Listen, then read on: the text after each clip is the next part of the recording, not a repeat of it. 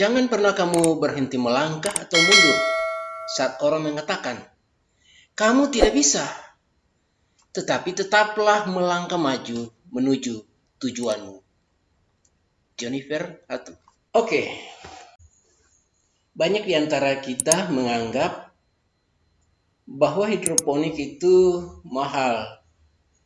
Saya memulai usaha hidroponik ini 4 tahun yang silam dengan menggunakan metode yang sangat sederhana dan sangat murah. Barang-barang di sekitar saya yang merupakan sampah, saya gunakan dalam bercocok tanam secara hidroponik.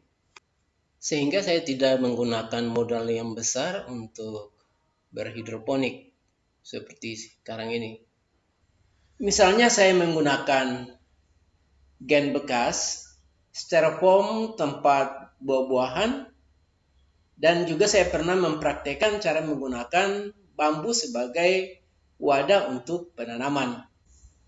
Dengan demikian, anggapan bahwa hidroponik itu mahal itu tidak benar.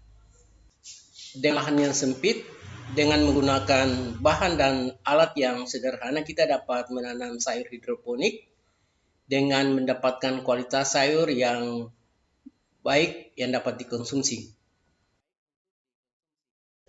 Penggunaan spons, tray, baki, tisu, dan sabut kelapa merupakan media dan wadah yang selama ini sering saya gunakan untuk menghemat biaya produksi.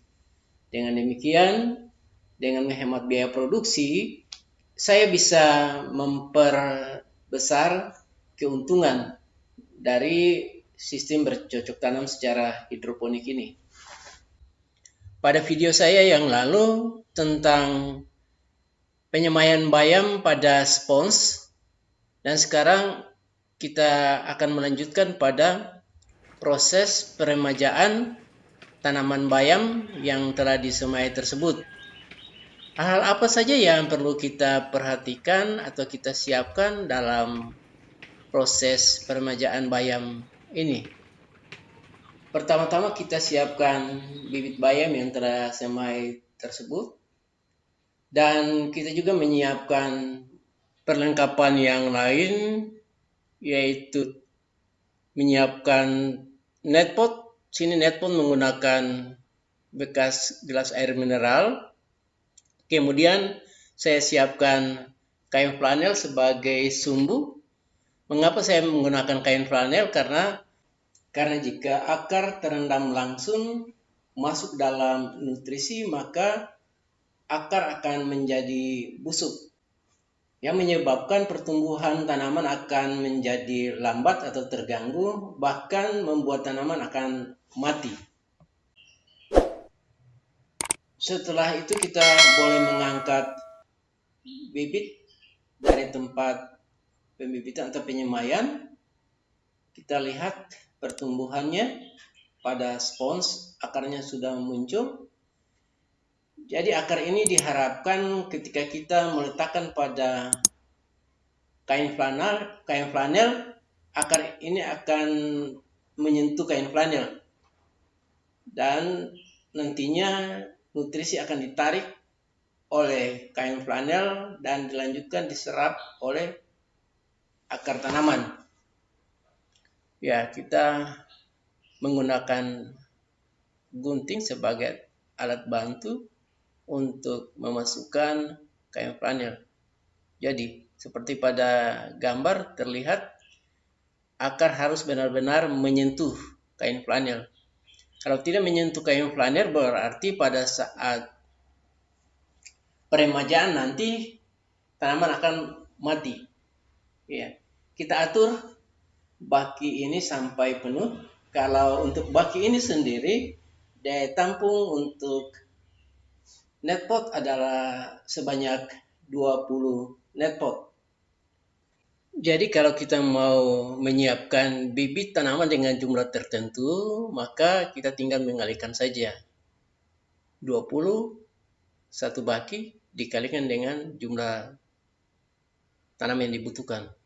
Sekali lagi saya mau ingatkan bahwa menggunakan kain flanel itu akan memudahkan atau memberikan pertumbuhan daripada tanaman bayam ini lebih optimal, ya, lebih maksimal. Maksudnya lebih maksimal di mana penyerapan unsur hara hanya melalui kain flanel, sehingga bagian akar yang terdapat pada kain flanel yang tidak tergenang pada air dapat menyerap oksigen lewat udara. Dengan penyerapan oksigen lewat udara ini, maka pertumbuhan daripada tanaman ini akan lebih baik dibandingkan bila akar ini terendam pada air. Karena di sini kita tidak menggunakan bantuan untuk pemberian oksigen di dalam air. Kita hanya dengan sistem perendaman saja. Langkah terakhir adalah kita memberikan nutrisi lewat penyiraman di dalam baki. Misalkan jangan disiram pada dalam net pot, tetapi langsung diberikan pada baki. Proses peremajaan ini kira-kira dilakukan selama 7 hari ke depan. Setelah 7 hari peremajaan, maka kita akan pindahkan ke wadah pembesaran. Di sini saya menggunakan instalasi dengan pipa dengan menggunakan sistem DFT. Demikian video ini, kiranya dapat berguna bagi yang menonton. Jangan lupa like, subscribe, berikan komentar, dan share kepada yang membutuhkan. Sampai jumpa pada video berikut.